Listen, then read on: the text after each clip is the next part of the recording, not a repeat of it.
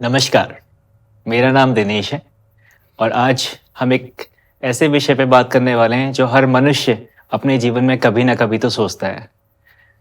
जैसे जिसे कहते हैं ज्ञान की प्राप्ति, सही मार्ग जीवन में प्रस्तुत करना। हमारे जीवन में हमेशा ये जिज्ञासा रहती है कि कौन-सा मार्ग हम चुनें जिससे हमारा जीवन सार्थक बने। हमें भी किसी न किसी गुरु की ज़रूरत पड़ती है, जिसे जीवन में इस ज्ञान की प्राप्ति हो चुकी होती है या वो उस ज्ञान के मार्ग पे चल रहे होते हैं। आज मेरे साथ संजीव जी हैं, जो इस पथ पे काफ़ी समय से चल रहे हैं, जिन्हें अनुभव है कि मनुष्य को अपने जीवन में किस मार्ग को चुनना चाहिए ताकि वो अपने मन को सँभाल के रख सके और अपने मन से सही कर्मों का उद्गम कर सके। नमस्कार संजीव जी।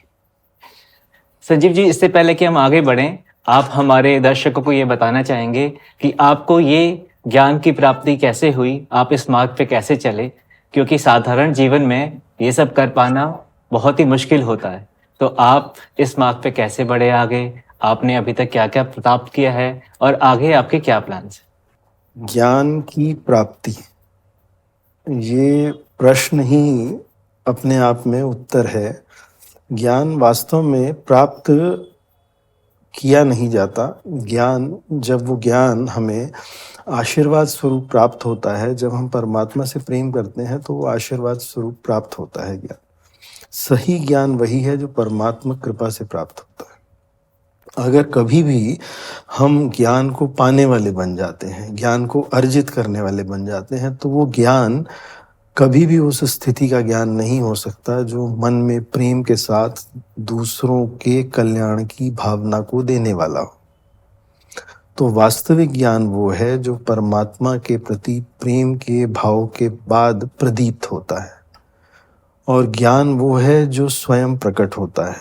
पुस्तकों से अध्ययन करने पर जो ज्ञान मिलता है वो समझ का विषय है, मगर जो स्वयं प्रकट ज्ञान है उसका विस्तार बहुत ज़्यादा है, वो वृहद है।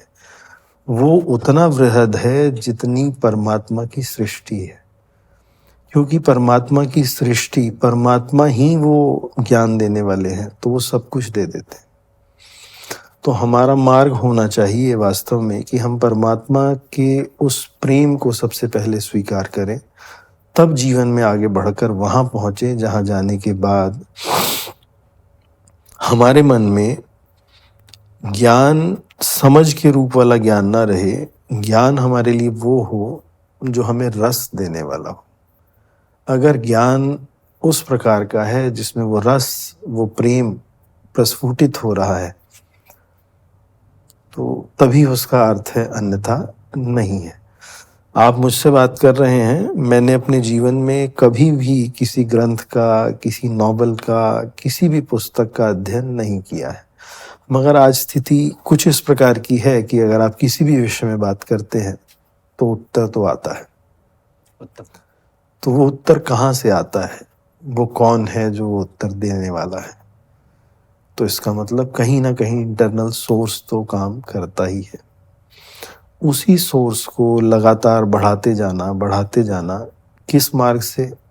परमात्मा प्रेम के मार्ग से।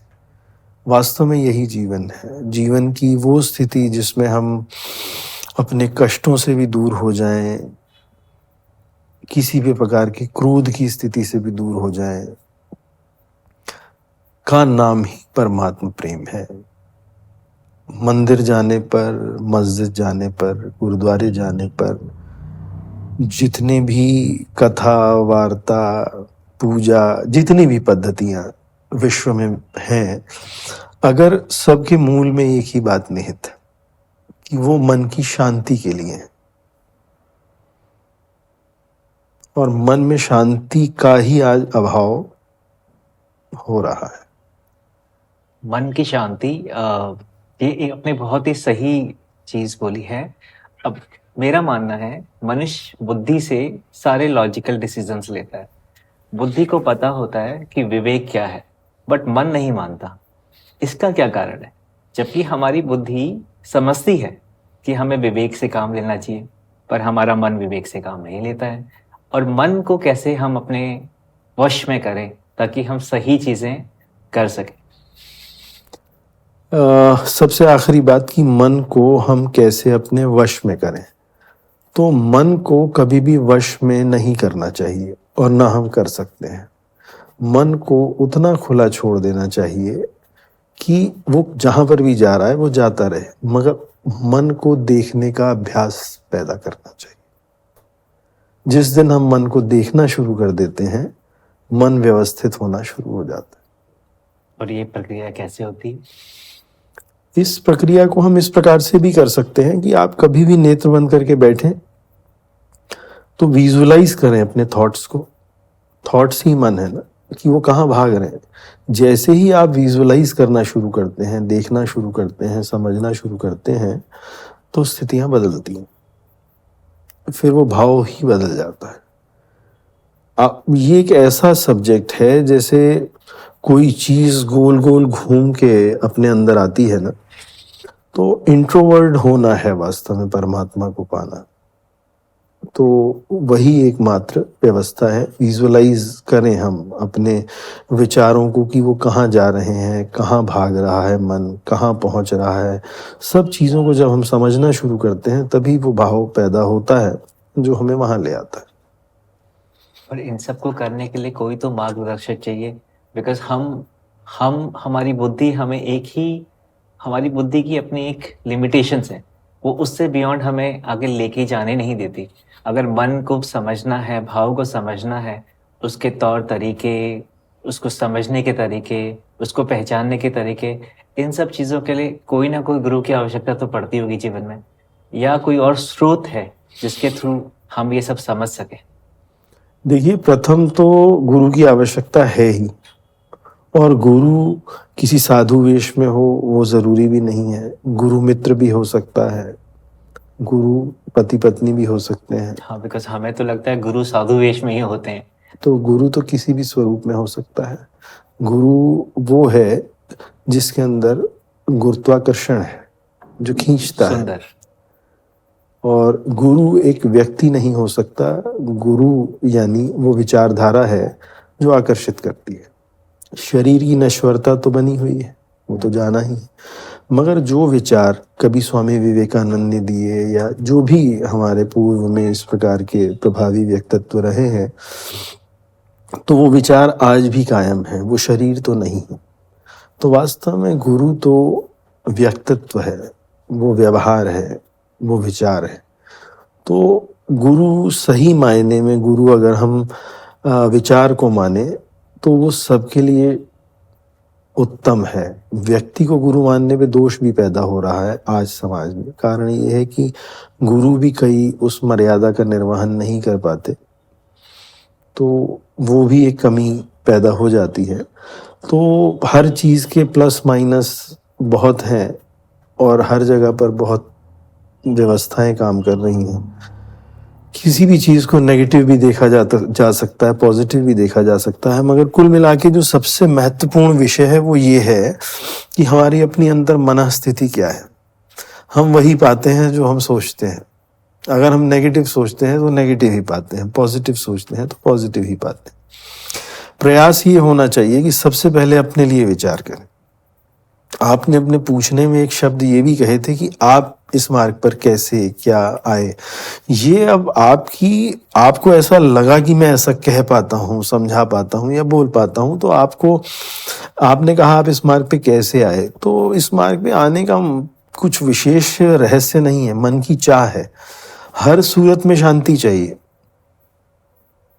एक ही पैटर्न था, शांत होने, जो आज सबकी रिक्वायरमेंट है। और उसी बात को पकड़ के अपने जीवन में मैं आगे बढ़ता हुआ आज वहां पहुंच गया हूं जहां पर आने के बाद मुझको ऐसा नहीं लगता कि शांति से ऊपर कुछ है। मैं सब कुछ त्याग सकता हूं, मगर मन प्रसन्न और शांत चाहिए। क्योंकि धन का भी महत्व कुछ नहीं है, व्यवहारों का भी महत्व कुछ नहीं। परिवार के अंदर जितने भी व्यवहार हम लेकर चल रहे हैं जीवन में, वो कभी भी बदल जाते हैं, कभी भी उनमें परिवर्तन आ जाता है। अगर हम ही किसी के अनुरूप कुछ विशेष कार्य नहीं कर पाते तो वो मन बदल जाते हैं, और जब वो मन बदल जाते हैं तो फिर समस्या होती है। तो ये एक ऐसा विषय है जिसके बारे में गहनता से मनन करने की आवश्यकता है। वास्तव में कुछ चीज़ें ऐसी हैं, डिस्कशन तो हम उन पर कर लेते हैं, मगर जब हम घर जाने के बाद या एकांत में होने के बाद उसके ऊपर मनन या चिंतन नहीं करते, तब तक वो हमारे अंदर इम्प्लांट नहीं होती वो चीज़ें। जब हम किसी भी चीज़ के ऊपर विचार करना शुरू कर देते हैं तो वो अंदर बैठने लगता है। शांति के विषय के ऊपर हम कभी भी विचार नहीं करते। धन कमाने के जितने भी साधन हैं उन पे हम बहुत विचार करते हैं बैठकर। हमारी जो भी कैलकुलेशंस हैं बिजनेस की या अबाउट मनी, तो वो सब हम करते हैं, मगर जैसे ही ये विषय तब्दील होता है और शांति पर हम उसी तरीके से विचार करने लगते हैं जिस तरीके से हम धन कमाने के ऊपर विचार करते हैं, तो तभी से शांति का फलन होना शुरू हो जाता है। वो शांति आना बड़ी स्वाभाविक सी बात है। मतलब शांति बिल्कुल ऐसी चीज है कि अगर आप खुले में दिसंबर के महीने में खुली हवा में जाओगे तो ठंड लगेगी। ऐसे ही जब आप अपने मन के व्यवहारों को घटता हुआ देखोगे तो शांति मिलेगी। अभी जब थोड़ी देर पहले हम बैक स्टेज थे तो आपने मुझे बोला कि आपने एक शब्द कहे थे मुझे कि अगर आपका मन शांत है तो वो आपके विचारों में दिखता है, आपके व्यवहारों में दिखता है। इस पे आप कुछ कहना चाहेंगे, हमें कुछ बताना चाहेंगे इस पे? बट ऑब्वियस है, बहुत साधारण सी बात है कि कभी भी किसी शांत मन व्यक्ति के निकट अगर आप जाकर बैठते हैं तो आप अनुभव करेंगे कि आपको ना वहां जाके बैठने में कष्ट नहीं है। आपकी वहां से उठने की इच्छा में कमी आती है। अब आप चाहते हुए भी कई बार उठ नहीं पाते वहां से। ये एक पहचान है। ऑरा कहते हैं ना, ऑरा कुछ नहीं होता। ऑरा वास्तव में परमात्मा का प्रेम है। अगर किसी एक व्यक्ति के अंदर सहृदयता है तो दूसरे को उसकी तरफ आकर्षित करवा देते है। ये परमात्मा का प्रेम ही उसके प्रति भी जिसके अंदर सहृदयता है, और उसके प्रति भी जिसको वो आकर्षित करवा रहे हैं उसको भी तो शांत करना चाहते हैं, तभी तो ले आते हैं। आज आपने बड़ी सुंदर परिभाषाएं दी हैं। एक तो गुरु गुरुत्वाकर्षण है, ये मेरे लिए नया है। दूसरा विचार, हमें विचारों को फॉलो करना चाहिए। विचार उत्तम होंगे तो मन अपने आप उत्तम होगा। मैंने बहुत सारी परिभाषाएं सुनी है धर्म और कर्म के बारे में, और हम गीता ले लें, चाहे हम रामायण ले लें, चाहे हम कितने जितने भी गुरु हैं उनको फॉलो करते हैं, हर किसी की अपनी एक परिभाषा है। एक कॉमन मैन की तरह हमें समझने में हमेशा दिक्कत होती है कि धर्म फॉलो करें या कर्म फॉलो करें, और धर्म और कर्म कैसे कनेक्टेड है, इनकी सही परिभाषा क्या है। तो आपके मायने में धर्म और कर्म हैं क्या, और इनकी सही परिभाषा क्या है, और इनका किसी मनुष्य के जीवन में क्या मोल है? प्रामाणिकता से, मन के सुंदर भाव से किया हुआ कर्म ही धर्म है। अगर हम प्रामाणिकता से किसी भी कर्म को कर रहे हैं तो वही धर्म है। धर्म हमेशा यही सिखाता है कि किसी भी कार्य को अगर किया जाए तो उसको उतनी ही लग्न के साथ करना चाहिए, उतनी ही प्रामाणिकता के साथ करना चाहिए। वो धर्म और कर्म में मुझे कभी फर्क लगता नहीं, क्योंकि धर्म का अर्थ अगर मंदिर है, धर्म का अर्थ अगर कोई भी पूजा का स्थान है या आश्रम है, तो ऐसा नहीं है। धर्म मतलब वास्तव में मानव का धर्म क्या है, धर्म का मतलब ही वास्तव में कर्म से है।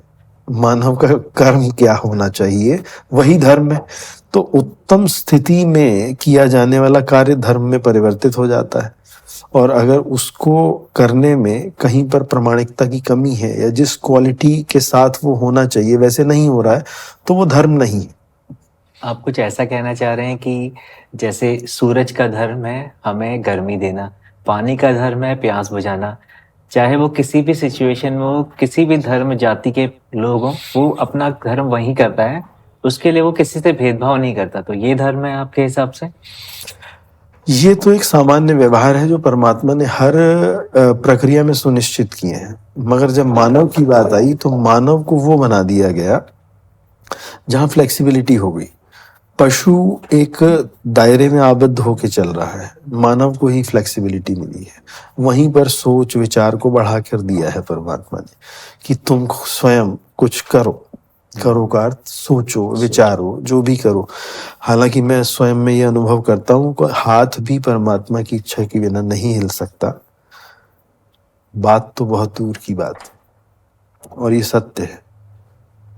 अनुभव किया है। आप अभी पूछ रहे थे कि आपने अपने जीवन में जो अनुभव किया, तो वास्तव में एक अनुभव है कि हम जीवन में कुछ भी नहीं कर सकते। अब एक और सवाल इससे आता है मेरे मन में, मन की शांति का अनुभव कैसा होता है? हमने बहुत बार सुना है, पर हम कभी समझ नहीं पाए। और अगर हमें हो तो हम कैसे पहचाने? एक तो आपने मार्ग बताया, विचारों का मार्ग, सही विचारों का मार्ग। हमें अपने मन को देखना चाहिए, हमें मन को समझना चाहिए, तभी ये शांति प्राप्त होगी। पर उसकी अनुभूति कैसे होती है? कैसा महसूस होता है? हम जब न जिस काम को करने जाते हैं, सिर्फ वही काम उस वक्त हमारे दिमाग में है और बाकी कुछ नहीं है, तो वो शांति है। आज अभी मैं आपसे यहां बैठ के बात कर रहा हूं, तो मैं यही हूं, शांति है। अब मैं आपके साथ बैठा यहाँ हूं, विचारों का बोझ साथ में है। वो थैला अगर हमारे साथ नहीं है विचारों का, इसी का नाम शांति है। विचार वास्तव में परमात्मा के द्वारा ही दिए जाते हैं, जो हमारे पूर्व के सब कर्मों का निचोड़ होता है, जो हमारे साथ चलता रहता है। तो उनको इस स्वरूप में खो देना, उन विचारों को, कि वो परमात्मा ही स्वीकार कर लें और हमें निर्विचार रखें, वास्तव में यह है उन्हीं का कमाल है। हमें प्रेम करना है उनसे। बिलीव करें आप, मैं अपने जीवन में महसूस करता हूं कि मुझे किसी भी बात का कष्ट नहीं होता। कष्ट का मतलब फिजिकली कष्ट या मन का कष्ट? मानसिक रूप से मन का जो महसूस होने वाला कष्ट है, वो होता ही नहीं। मतलब जैसे अब आप मेरे अपने व्यवहार में, व्यवसाय में कभी किसी से पूछें, तो वहां पर भी आपको सुनने समझने को यही मिलेगा कि ये लगभग मतलब आवेश का काम है ही नहीं, गुस्से का काम है ही। जो है ठीक है, जो है ठीक है। वो स्वभाव में एक चीज इनबिल्ट आ जाती है, उतनी कंफर्ट जोन में आ जाती है कि उसके बाद कुछ और चाहिए नहीं। जीवन का एक सबसे बड़ा पहलू ये है कि हमें सबसे प्रथम दृष्टि में ये अपने आप को सिद्ध करना होगा कि मैं नहीं। क्योंकि अगर मैं हूं तो इसका मतलब फिर कष्ट मिलेगा ही। मैं नहीं हूं, है तो वो परमात्मा ही। क्या वो मुझे स्वीकार करते हैं? वो मुझे तब स्वीकार करते हैं जब मैं उस मैंपन को खोता हूं, मगर प्रेम से। परमात्मा से प्रेम करने का वास्तविक अर्थ ही ये है कि हम उस स्थिति में आ जाएं जहां पर आने के बाद हमें किसी भी विषय में विचार करने की आवश्यकता ना रहे, स्वयं विचार करने की। वो विचार परमात्मा प्रदत्त हो, फिर वो आशीर्वाद स्वरूप विचार हो। कई लोगों के निर्णय बड़े सूक्ष्म और सटीक होते हैं। हम सोचते हैं व्यक्ति बहुत बुद्धिमान है या कुछ भी है, मगर वास्तविकता ये है कि वो विचार, सटीक विचार, परमात्मा के द्वारा ही मिलता है। अब उसमें हम क्रेडिट अपना मानने लगते हैं, मगर वास्तविकता जीवन की ये है कि हर आने वाला एक भाव मन में जो भी आता है, वो परमात्मा की ही कृपा है। और वो कृपा कितनी बढ़ सकती है हमारे जीवन में, इसका कोई भी अंत नहीं है। आप मेरे पास काफी दूर से आए, इसी काम के लिए आए, और भी एक दो काम जुड़े हुए हैं इसमें, मगर आपको यहां तक लाने वाले जो भाव है, वो कहाँ से मिले आपको? कौन सा आकर्षण आपके मन में बना कि मैं वहां जाता हूं? कैसे आया ये भाव आपके मन? ये भाव जब मैं आपसे प्रथम बारी मिला था, जो हमने एक छोटा सा संवाद किया था, वो संवाद ने मेरे अंदर एक जिज्ञासा जगाई कि मुझे आगे भी कुछ बात करनी है। और फिर मैंने अपने मित्र के थ्रू आपसे कांटेक्ट साधा और मैं आपसे समझने आया, अपने इस प्रश्नों के उत्तर खोजने आया जो इस माध्यम से मैं आपसे समझ पा रहा हूँ। और आपके विचार जो आपने अभी प्रस्तुत किए, वो उनसे मुझे कुछ कुछ दिशा तो मिल रही है, बट अभी भी क्योंकि मैं ज्ञान के पथ पे, मेरा ये पहला प्रथम चरण है, तो मुझे और आपसे समझना पड़ेगा। जैसे कि जब वो भाव मेरे अंदर आया, मुझे ये तो पता था कि भाव आ गया है, बट उस भाव को समझना, उसको परखना, ये समझ मेरे अंदर अभी भी नहीं आई है। तो उस समझ को मैं कैसे अपने अंदर उत्पन्न करूं?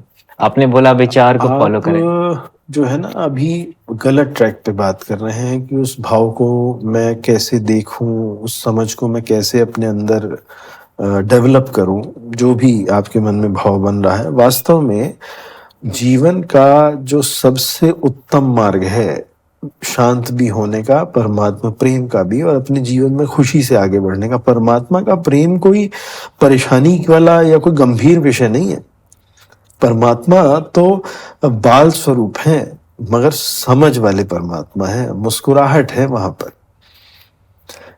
एक और कोई व्यक्ति अगर शालीनता से प्रेम पूर्वक मुस्कुरा सकता है ना, तो परमात्मा का वो कंटेंट उसके अंदर मौजूद है।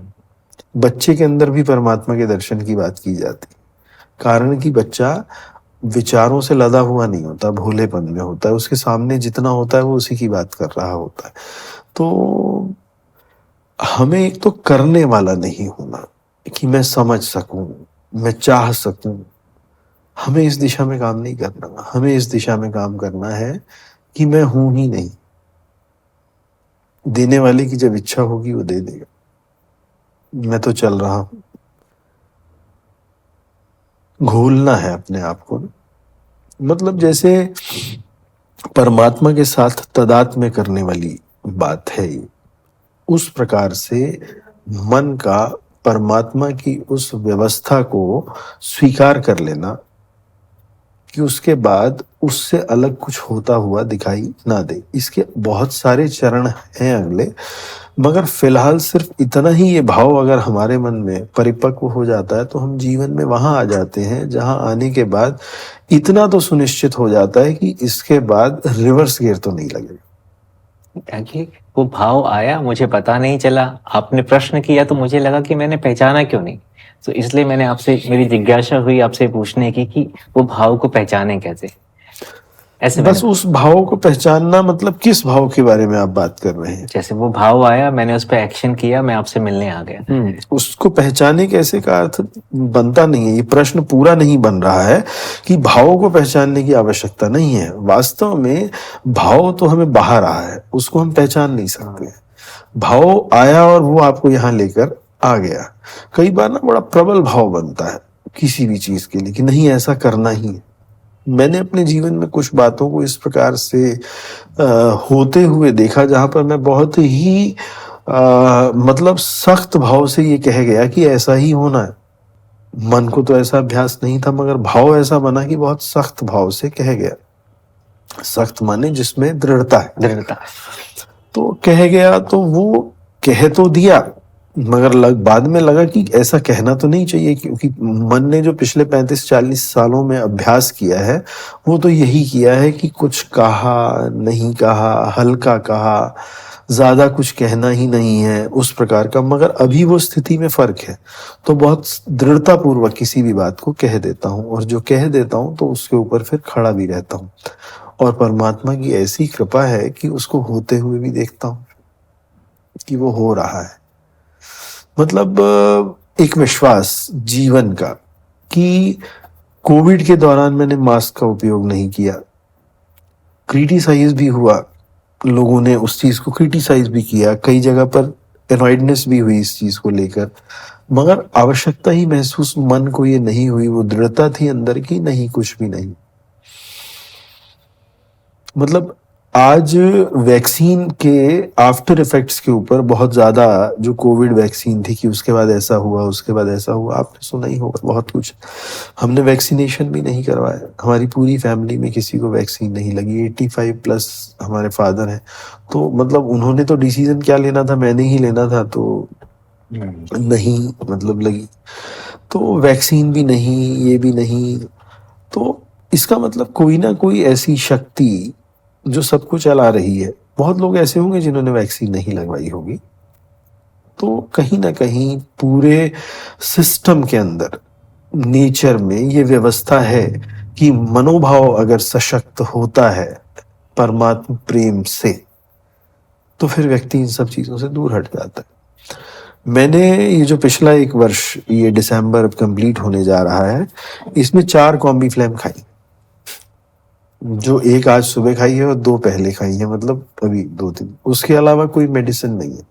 वो भी फिजिकल हेल्थ की वजह से। हाँ, मतलब वो एक भाव है कि ऐसा ऐसा। ऐसा अभी ऐसा। जब कोविड होके चुका तो हेल्थ इंश्योरेंस के ऊपर वो हमारे बंदे आए, तो नहीं मैंने बोला जरूरत नहीं है, तो वो कहने लगे नहीं नहीं, ये तो इसमें कैंसर तक कवर है, 5 साल पूरे हो चुके हैं और ऐसा ऐसा ये।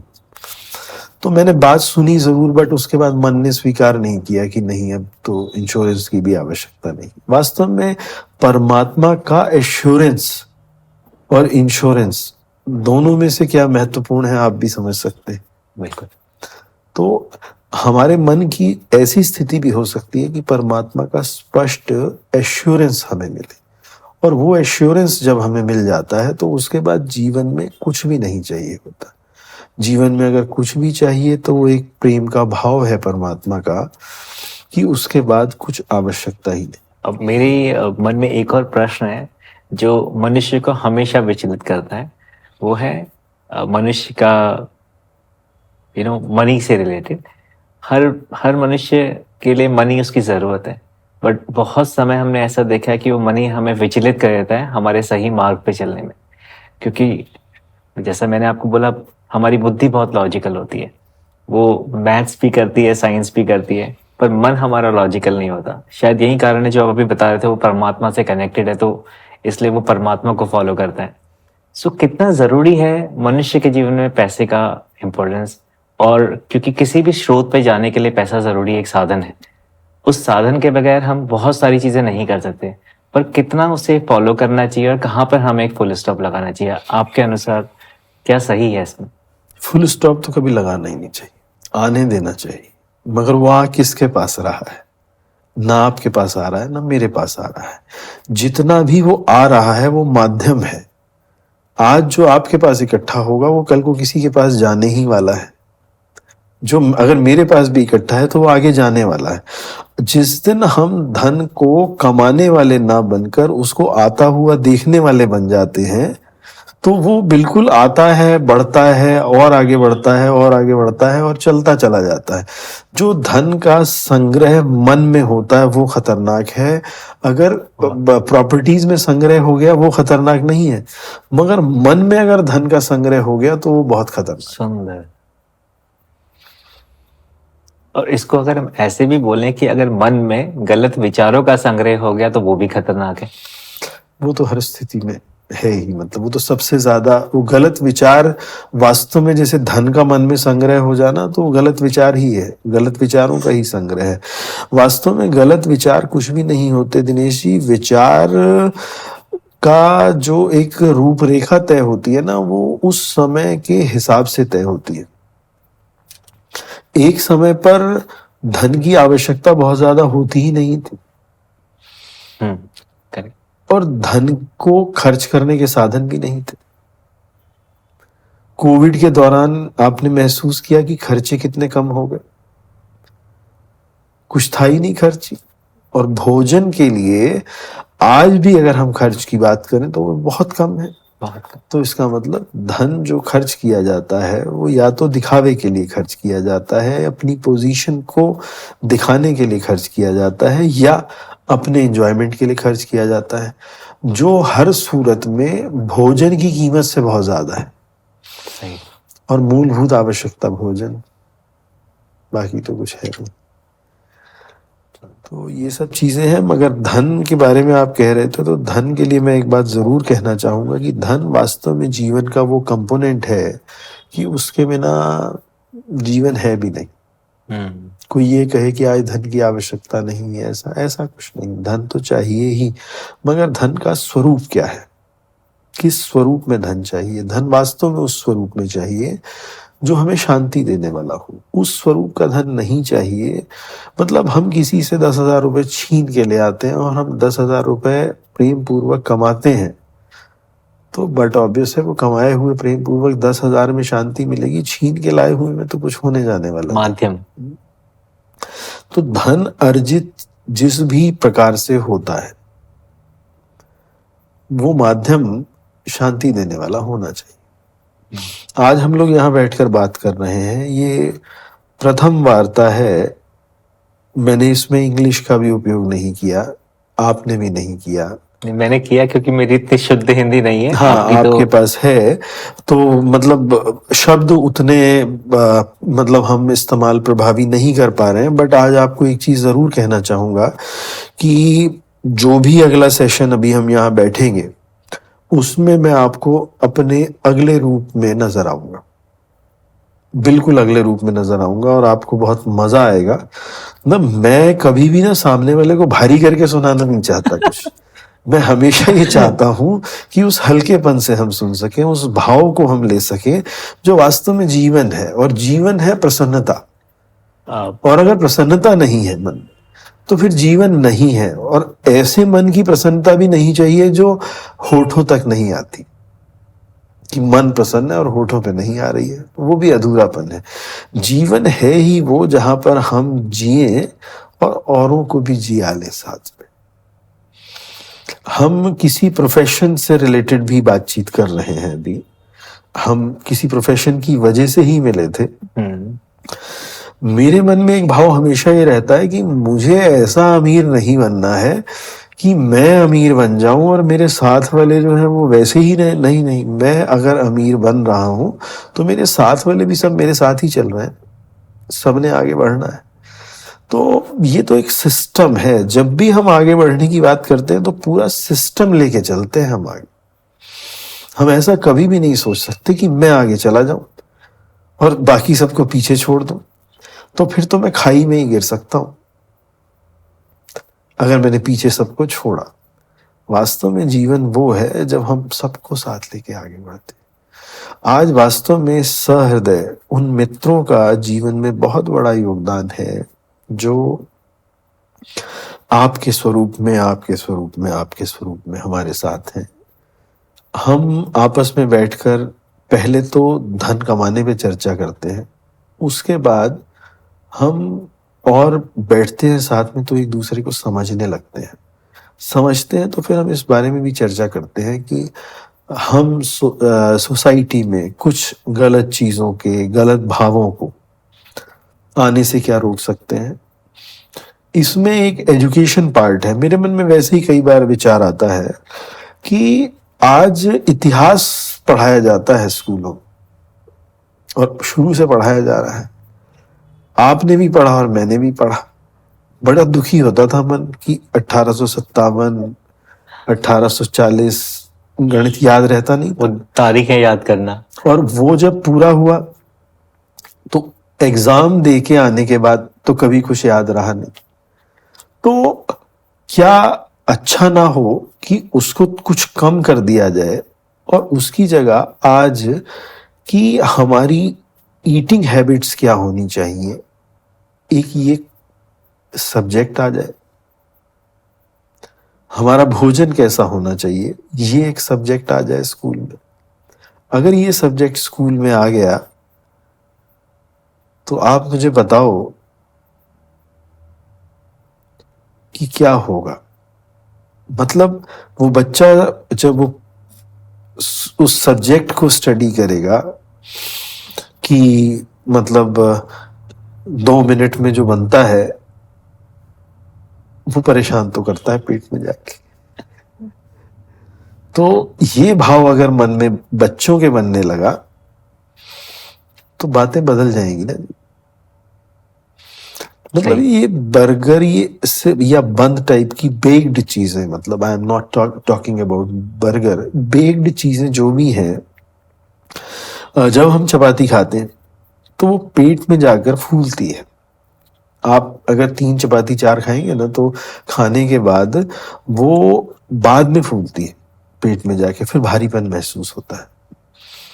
और ये बन ब्रेड्स ये पहले ही फुला दिए गए, तो ये जितनी जगह लेते हैं जाके बाद में नहीं फूलते, पहले ही फूले हों।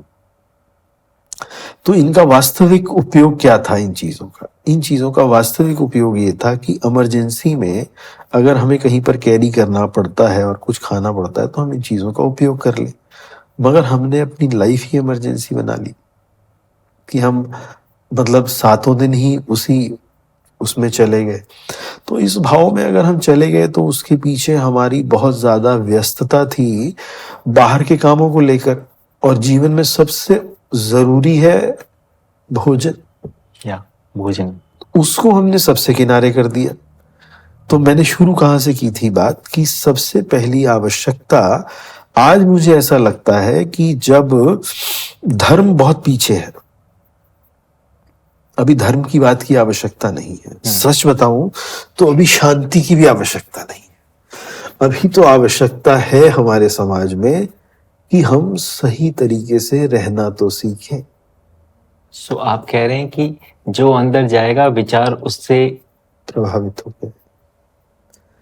आप ना, हमारे पेट में एसिड बन रहा है और आप सोचें कि आप मीठी सी अच्छी सी बात कर दें, एसिड फॉर्मेशन हो रहा है, कर ही नहीं सकते। जिस समय बॉडी में एसिड बहुत बढ़ जाता है तो आपके चेहरे में तनाव आ जाता है, आप सही बात तो बोल ही नहीं सकते, और अगर आप बात वो भी सेम बात भी कह रहे हो तो उसका प्रभाव सामने वाले के पास कुछ और जा रहा है। कुछ विषय हैं दिनेश जी जिनके ऊपर मैं आपको मतलब आप दिल्ली से आए हैं मेरे पास, तो मैं 4-5 विषय 6 विषय आपको अपनी तरफ से दे रहा हूं। उसमें एक पहला विषय ये है कि मैंने आपसे कहा कि इतिहास, मैं ये नहीं कह रहा हूं कि जो पास्ट में लोग चले गए वो चर्चा का विषय ना हो, वो बिल्कुल चर्चा का विषय हो और उनको सबको हमें नमन करना ही होगा। वो विचार जो उन्होंने दिए वो समाज के लिए, उस समाज के लिए जब वो समाज था तो प्रेरणादायक थे। आज व्यवस्थाएं बदल चुकी हैं तो कारण भी बदल चुके हैं, प्रेरणाएं भी बदलेंगी ही बदलेंगी, सब कुछ होगा। तो उसको थोड़ा घटाने की आवश्यकता है, और ना भी घटाएं बट एक हमारा भोजन कैसा हो इसके ऊपर एक सब्जेक्ट जरूर आना चाहिए, और वो 12th तक चलना चाहिए। जैसे मैंडेटरी एजुकेशन है ना, तो वो होना चाहिए। जब नर्सरी केजी के बच्चे को तो जो बताया जाए वो ये बताया जाए कि भाई दूध कैसा लेना चाहिए, इस प्रकार से होना चाहिए, फर्स्ट सेकंड थर्ड में कुछ और होना चाहिए। एक तो ये चीज, एक विषय इससे अलग बहुत महत्वपूर्ण है आज, कि आज हम लोग जितनी भी हमारी पार्टीज सोसाइटीज सब में एक व्यवहार हमने बना लिया है लीकर को लेकर। आप बड़ी क्रांति की बात कर रहे हैं। ये विषय मैं इन सब दौर से खुद गुजरा हूं, मैंने अनुभव किया है, मैंने जाना, मैंने देखा। मतलब समस्या कहां पर है? देश की मूल समस्या है महिला उत्पीड़न। वो जितना ज्यादा घर के अंदर है उससे कम बाहर है, वो दिखता नहीं। नारी का सम्मान ना होना भी महिला उत्पीड़न है। और आप गौर करें कि नारी का सम्मान नहीं है। वो माँ जो बच्चे को जन्म देती है उसको सम्मान नहीं मिलता, और ये समस्या हमारे यहाँ ज्यादा है। तो आपका मतलब सम्मान से वो भाव है, भाव ही है, जो आप प्रेम का वो भाव, सम्मान का वो भाव, वो भोग्या है तो भी गलत भाव है, वो कोई भोजन बना के देने वाली है वो भी भाव गलत है।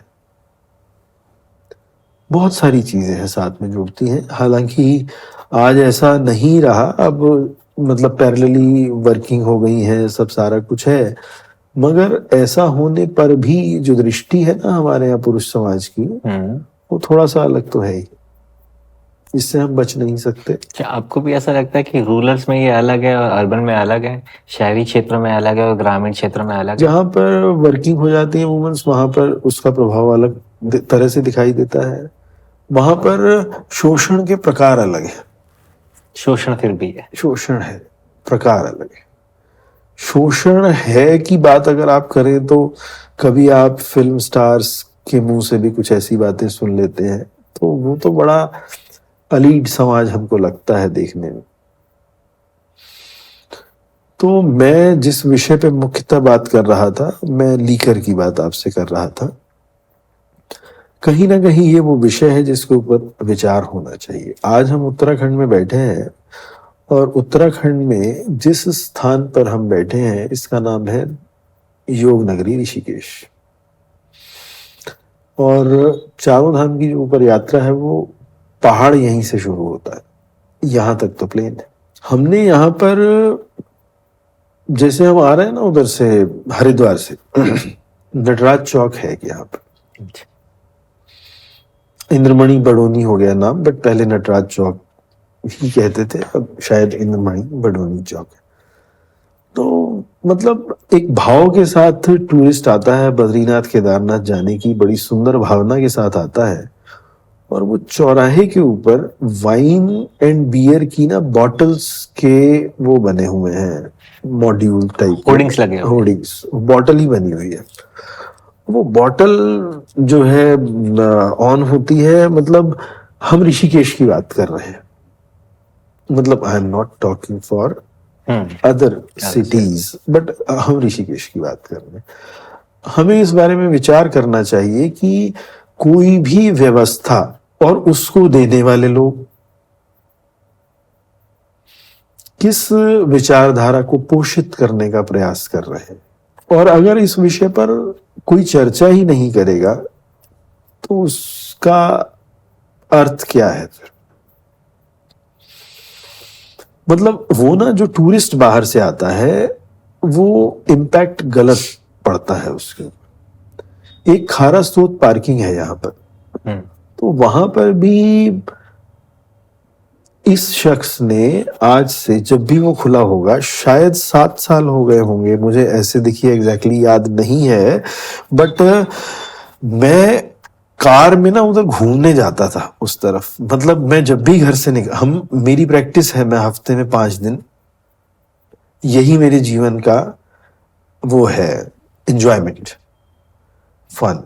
मैं अपने बच्चों के साथ या अकेले कार में 15-20 किलोमीटर की ड्राइव विद म्यूजिक, ये मतलब यही मेरा एंटरटेनमेंट है। मेरा बहुत बड़ा कोई ना सोशल सर्कल है, ना फ्रेंड्स है, ना कुछ है, बट यही है सब। तो मैं वहां जाता था, तो वहां पर बड़ा अच्छा सब कुछ लगता था। तो जब आ रहा था तो वहां पर खारा स्रोत पार्किंग है जहाँ पे यात्री लोग जो आया करते हैं उनकी बसेस और गाड़ियां खड़ी होती, और वहीं पर वो मुझे मैकडॉवेल का वो दिखाई दिया। तो मैंने सोचा कि ये कैसा चक्कर है, कुछ बात समझ में नहीं आई, बड़ा कंफ्यूज सा हुआ, मतलब अपने ऊपर विश्वास नहीं हुआ कि ऐसा कुछ हो सकता है। तो देखा, गाड़ी रोकी, खड़े होके देखा कि ये खाली मतलब शॉप ना हो, मगर शॉप भी थी, सब कुछ था। अविश्वसनीय, अकल्पनीय। वही वो रोड है जहां रोड साइड पे वो लगे होते हैं ना, हॉकर्स बैठे होते हैं। हाँ, हॉकर्स नहीं, वो रोड साइड पे पहाड़ों में ना वो बना देते हैं सीमेंटेड कुछ, तो उस पे बैठ भी जाते हैं लोग। अच्छा, जाके अच्छा। प्रोटेक्शन वॉल सी क्रिएट हो जाती। तो मुझे अच्छी तरह याद है 25 साल पहले कि हम वहां जाया करते थे, तो वहां पर ना ब्रह्मचारी और ये साधु लोग जो भी उस वक्त होते थे, जैसे शिवानंद आश्रम और बहुत सारे आश्रम, योग निकेतन बैक साइड में वहां से लगते हैं ओंकारा, तो वो आके ना वहां बैठे होते थे, आंख बंद करके उन्होंने वो इस तरीके से बैठे रहते थे। तो मैं देख रहा था कि ये मतलब ये वही स्थान है, ये वही जगह है। मतलब हम ये नहीं कह रहे हैं कि आप इसको बंद कर दें, आप जो ये चल रहा है वो व्यवहार अपनी जगह है, बट फिर भी विचार तो होना ही चाहिए। जैसे अब कहा गया कि भाई स्कूल के आसपास सिगरेट ना बेची जाए, ऐसा भी कुछ कानून पीछे आया था। हाँ, आप सही कह रहे हैं। तो वो भी आया था, 200 तो मीटर के दायरे हाँ में। कुछ था ऐसा, तो अच्छी शुरुआत थी, वो अच्छी बात है। इम्प्लीमेंट कितना हुआ होगा या कितना होता है मुझे आइडिया नहीं है, मतलब विषय था, एक आया था उसमें नॉलेज में। तो अभी ये जो लीकर की बात मैंने आपसे की, तो कम से कम मेरे मन में कई बार भाव आया कि यहाँ पर अगर सपोज केदार मंदिर का या बद्रीनाथ धाम का जो भी मंदिर का स्वरूप है, उनके मॉड्यूल्स लगे हुए होने चाहिए उस चौराहे के ऊपर। मतलब योग नगरी स्टेशन भी पीछे साथ में ही है वहां पर, तो एटलीस्ट कम से कम टूरिस्ट को हम ये बैड मैसेज ना दें, इतना ओपनली ना दे। बनी हुई है, अंदर है शॉप्स, दाएं बाएं हैं, सब सारा कुछ है, वो सब ठीक है, बट कुछ चीजें मन को मतलब अच्छा ना लगने वाला भाव रहता है। तो इसलिए मैंने शेयर की ये चीज आज। उम्मीद करता हूं कि आप भी इस भाव को जरूर अपने अंदर रखें। किसी से विरोध नहीं है और किसी से भी कोई मतलब बुरेपन का भाव भी नहीं है। हर व्यक्ति अच्छा और बुरा सब कुछ रखे हुए है अपने अंदर, सही, वो चाहे मैं हूं या आप।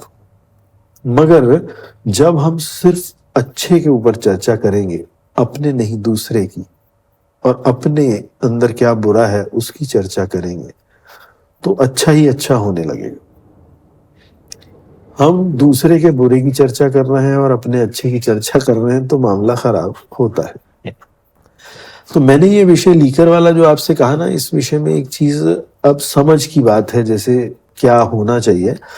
हम लोग भारत में हैं, भारत का जो टेम्परेचर है वो कभी भी हार्ड ड्रिंक को सपोर्टिव नहीं है। हार्ड ड्रिंक वहां पर होती है जब बहुत ज्यादा ठंडा है या कुछ, और वही शरीर को खराब भी कर रहा है।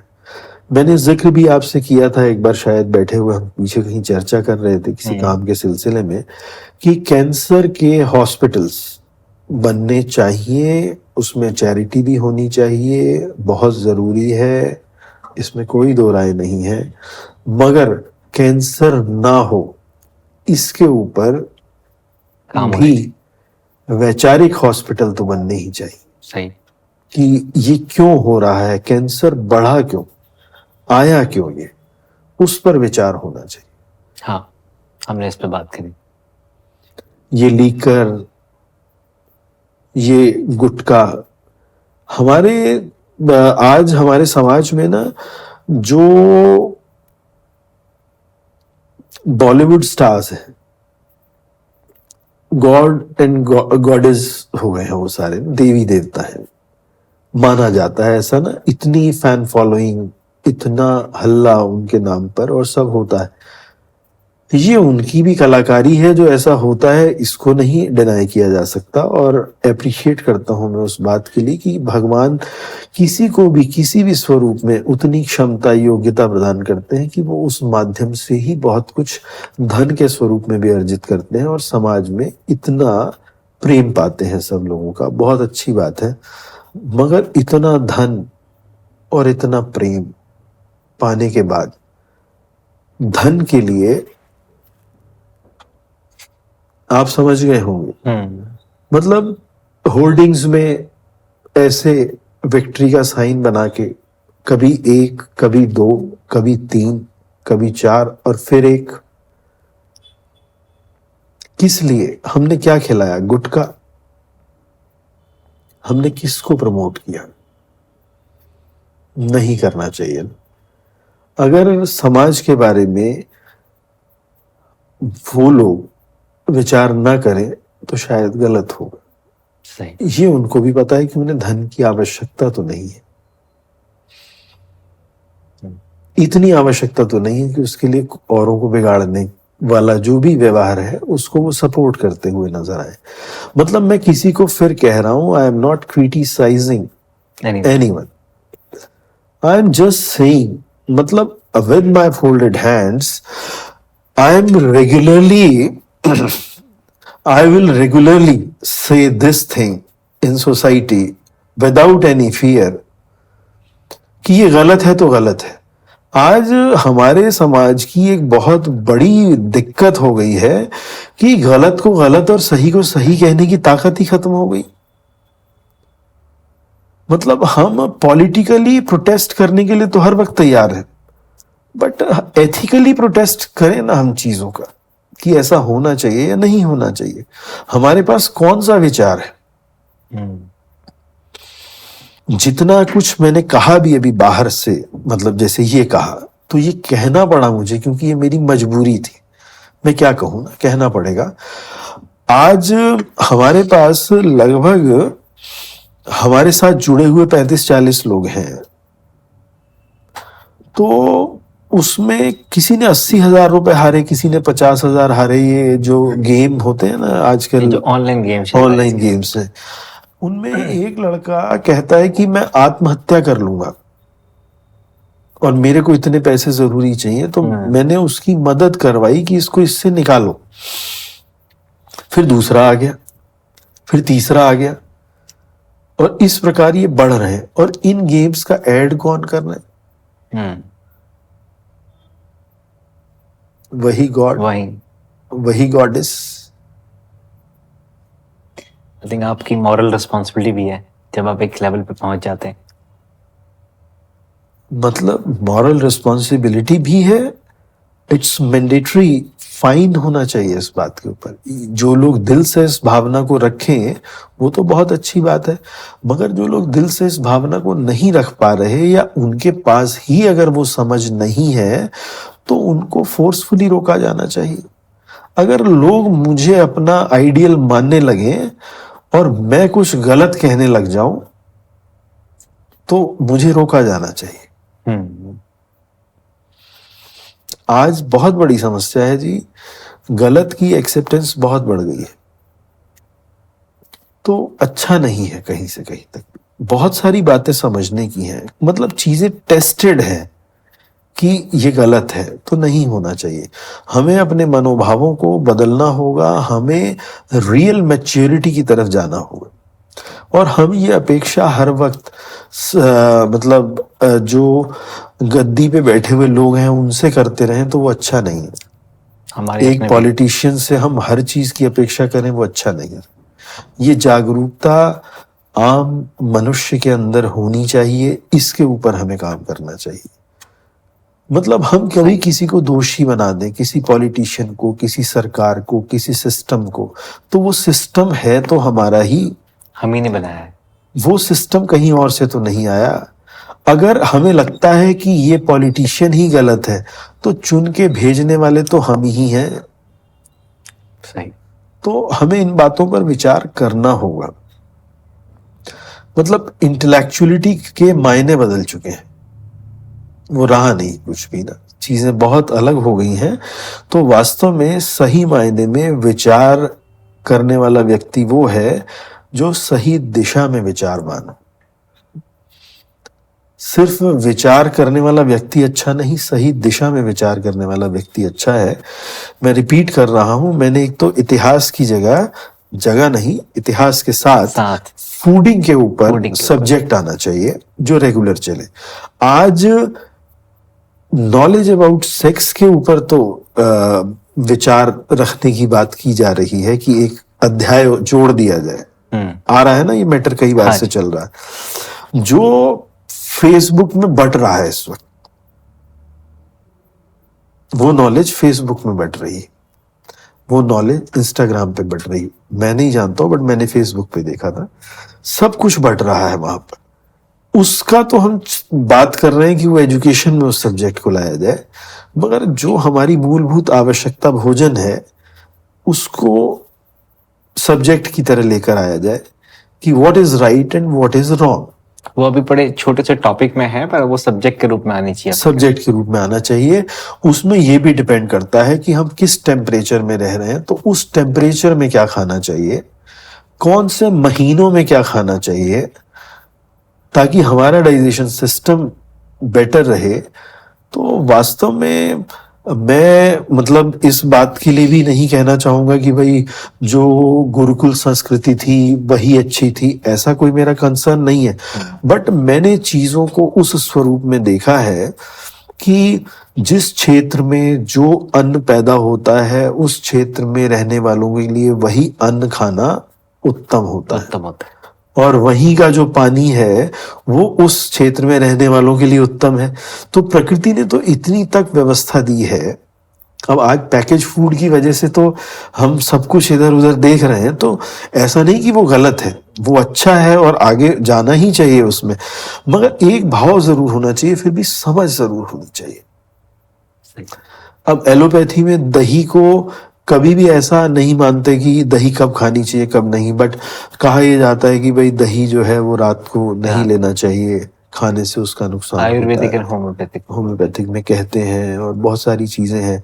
तो हमें थोड़ा बहुत इसको एक सब्जेक्ट तो बनाना चाहिए। हम आज शुरुआत करेंगे तो आने वाले समय में ये एक बहुत बड़ा विषय बन के आएगा। एक ये चीज, एक मैंने ये कहा कि लीकर के ऊपर जरूर विचार होना चाहिए कि लीकर क्यों, और है तो वो इसीलिए कि एंजॉयमेंट है। एंजॉयमेंट का सही मतलब क्या है? मस्त हो जाना, जो मन की शांति से भी हो सकता है।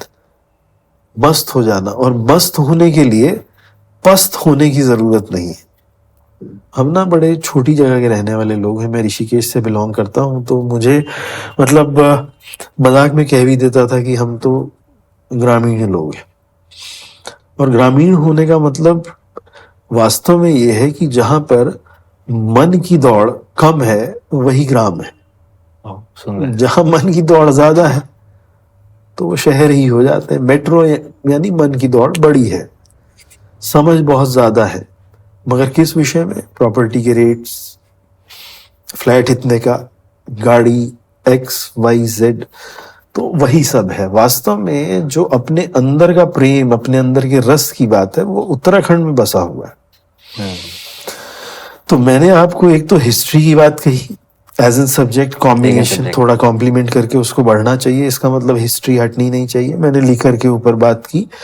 उसके बाद मैंने उन लोगों की जो आज भगवान की तरह देखे जा रहे हैं, देवताओं की तरह देखे जा रहे हैं, भगवान तो गलत शब्द इस्तेमाल कर रहा हूँ, देवताओं की तरह देखा जाता है, देवी देवताओं की तरह, उन सेलिब्रिटीज को और इन्फ्लुएंसर्स को, हाँ इन्फ्लुएंसर्स को, तो कम से कम वो इस बात का ध्यान जरूर रखें कि वो कम से कम कुछ गलत ना करें। सही। मतलब मैंने किसी का नाम नहीं लिया, मगर ये वास्तविकता अपने है, विचार रखे हैं कि ऐसा जरूरी है। और एक ये विषय है, और एक उससे अगला विषय जो बहुत ज्यादा प्रभावी है, जिसमें मैंने आपसे महिला उत्पीड़न की बात की। वास्तव में जिस समाज में महिलाओं को रिस्पेक्टिव एंगल से नहीं देखा जाता, वो समाज कभी भी तरक्की नहीं कर सकता। इस विषय को समझना ही होगा, और इस विचार को उस प्लेटफॉर्म पे जाना होगा जहां जाने के बाद इस बात के लिए प्रभावी कदम उठाए जाए। आप आरक्षण देकर महिला उत्थान नहीं कर सकते। मैं कर रहा हूं महिला के सम्मान की बात, जो हम लोगों के मन में होना चाहिए, जो मन में से ही आएगा, उस भाव की बात कर रहा हूं। तो ये जरूर चर्चा का विषय होना चाहिए। मैं आपके साथ अगली मीटिंग में एक बार फिर बैठने वाला हूं जल्दी ही। आपको शायद थोड़ा समय और देना होगा, बट कुछ पॉइंट्स के साथ फिर बैठते हैं।